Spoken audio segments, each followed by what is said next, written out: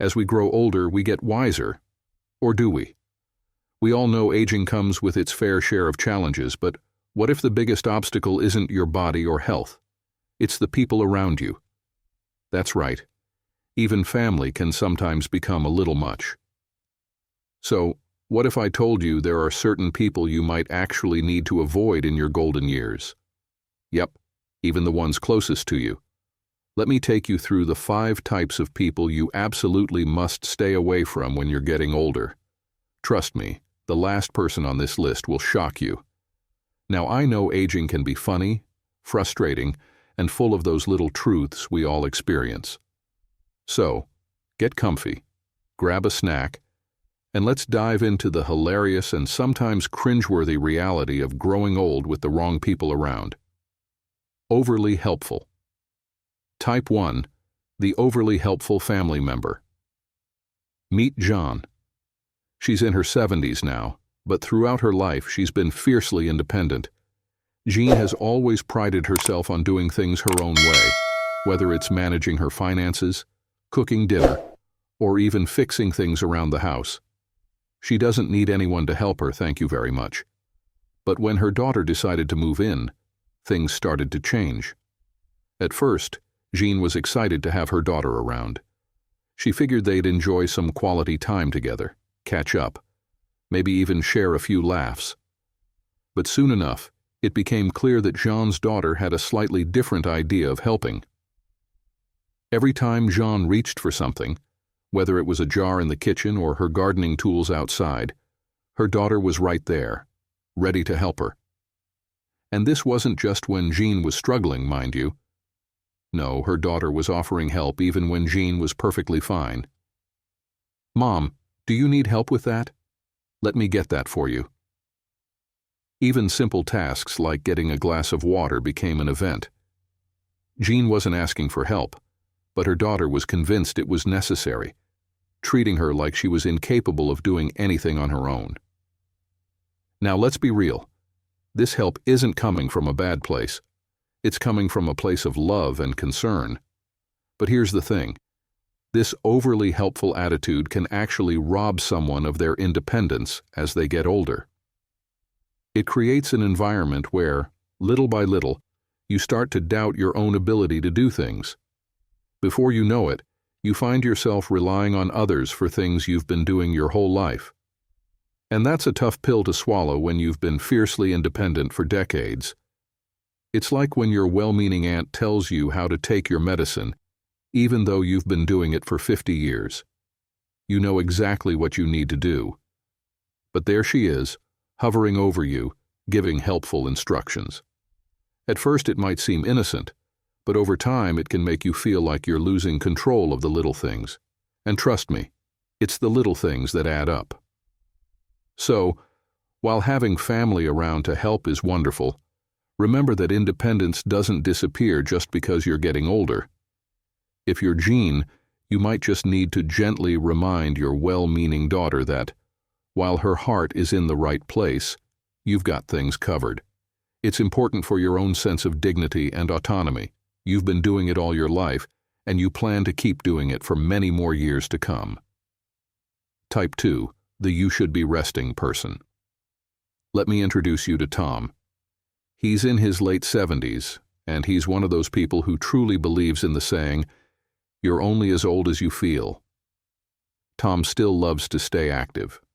Whether it's gardening, taking a walk around the block, or fixing things around the house, he's always moving. But here's the problem. His son is constantly telling him, "Dad, you should be resting." Every time Tom gets the urge to tackle a project, whether it's trimming the hedge or painting the fence, his son pops up with the same line. "Dad, sit down, relax. You've earned it." Now Tom appreciates that his son wants him to take it easy, but he knows better. In fact, Tom feels more alive when he's busy doing the things he loves. Taking it easy? That's not his style. But every time he picks up a shovel or bends over to pull weeds, his son jumps in with more advice, telling him to slow down, sit down, and take a nap. The constant concern starts to feel more like a restriction than care, and it's beginning to get on Tom's nerves. Here's the thing. Staying active in old age is important. It's what keeps your body strong, your mind sharp, and your spirit high. But when you have someone in your life who's constantly telling you to rest, they might unintentionally stifle your zest for life. Yes, rest is important, but so is movement and purpose. In fact, being told to stop doing what you love can make you feel like you're losing control of your life and independence. It's not about avoiding rest. It's about finding the balance between rest and staying active in a way that makes you feel good. It's like when your kids treat you like you're made of glass. Don't do that. You'll hurt yourself. But you've been climbing ladders and fixing things for decades. It's almost as if they forget that you've got more experience than a whole team of professional home repair experts. You might be older, but you know your limits, and you don't need someone else to tell you when to slow down. Tom knows that if he listens to his son too much, he might end up feeling more like a spectator in his own life than a participant. So the next time someone tells you to rest, take a moment to remind them that staying active isn't just a choice, it's a way of life. Aging doesn't have to mean slowing down in every area. You can still enjoy your hobbies, keep your body moving, and feel young at heart without needing to sit on the sidelines. Type 3. The Guilt Tripper. Meet Lucy. She's 82 years old and, for the most part, enjoys her peaceful, independent life. She has her routine: reading, gardening, watching her favorite shows, and maybe catching up with a few friends every now and then. But there's one person who just can't seem to leave her alone: her niece. Every week without fail, Lucy gets a phone call from her niece with the same question: "Are you sure you're not lonely?" Lucy, ever the independent spirit, always responds with a simple, "No, I'm fine. I'm doing great, actually." But it never ends there. Her niece, not satisfied with the answer, keeps pressing. "But you're old. You need company," as if being older automatically means you're lonely. Lucy, who enjoys her own company just as much as anyone, starts to feel like she's being scolded for not needing constant attention. It's exhausting being around someone who makes you feel guilty for wanting space, isn't it? And while Lucy loves her niece, she doesn't need her to constantly check in to make sure she's not too lonely. Guilt trippers, especially those close to you, can unintentionally make aging feel like a burden rather than something to enjoy. It turns the golden years into a series of checklists for things you should be doing, even when you're perfectly happy doing your own thing. It's like when your cousin says, "Aren't you tired?" "You don't look like you're tired." "Well, thanks for that, I guess." Suddenly you feel like you're not allowed to feel energetic because someone else expects you to be worn out. It's as if they're looking for reasons to treat you like you're fragile, when in reality you're perfectly capable of managing your own life without constant reminders of your age. The bottom line is this: aging is about living life on your terms.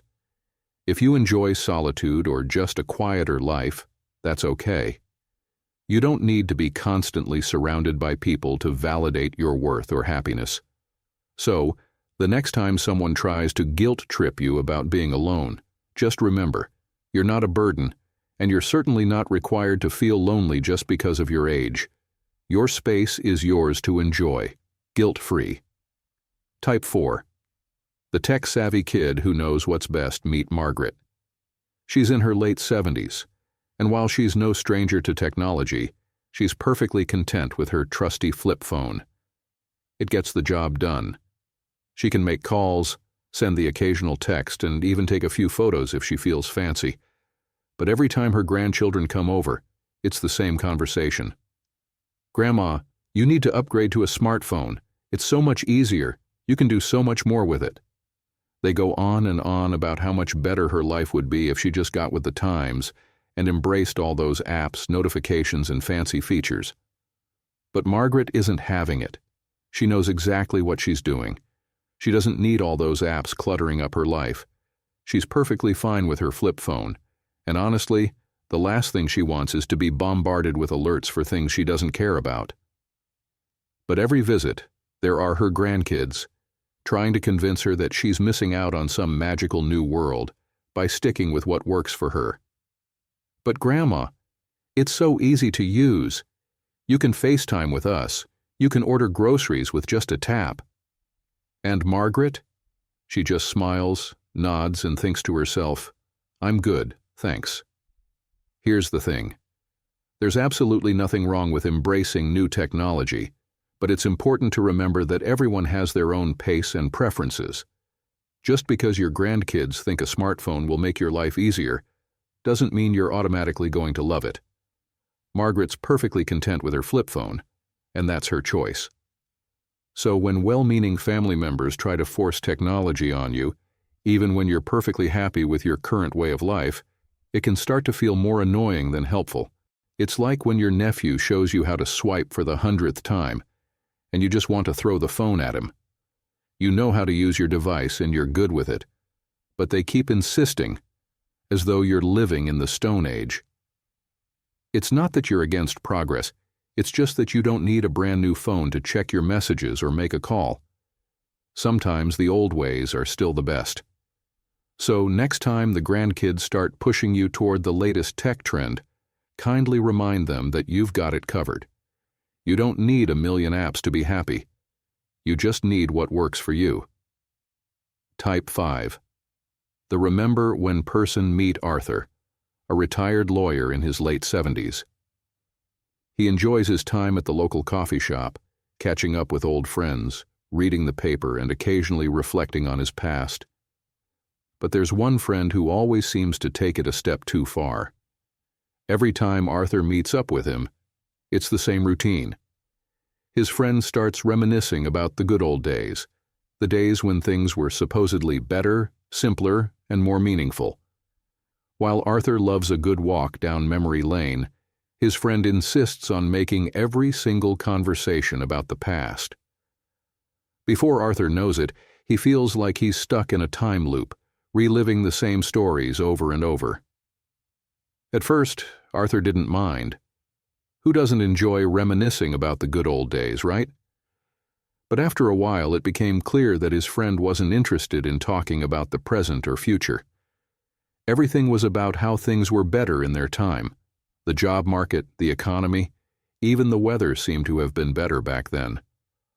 Arthur started to feel like his friend was living in a different era, unable or unwilling to embrace the present. It was like he was constantly being pulled back into a time that no longer existed, and it started to weigh on him. Here's the problem.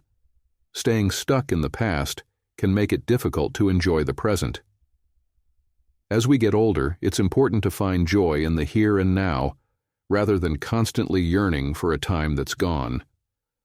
While memories are important, and reminiscing can be fun, dwelling on the past too much can prevent you from truly experiencing life as it is now.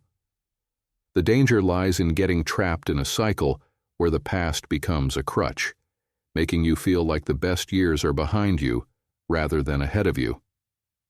You know that one friend who always brings up how things were better in their time? Yeah, don't be that person. Sure, we all love to share stories from the past, but if you're not careful, it can turn into a constant comparison between then and now. The truth is, the present can be just as rewarding as the past, if you allow it to be. So the next time you find yourself stuck in a remember when loop, take a step back and ask yourself, what can I do today to enjoy life right now? Because the future can be just as bright, and it's waiting for you to embrace it. Conclusion. So there you have it, 5 types of people you might want to avoid as you get older. Remember, it's all about maintaining your independence, enjoying your present, and embracing life on your terms. Aging doesn't have to be a burden when you've got the right mindset and the right people around you. Thanks for watching, everyone. If you enjoyed this video, leave a comment with a 9 or a 0, depending on how much you agree with these types. Don't forget to like, share, and subscribe for more content like this. Take care, and I'll see you in the next video.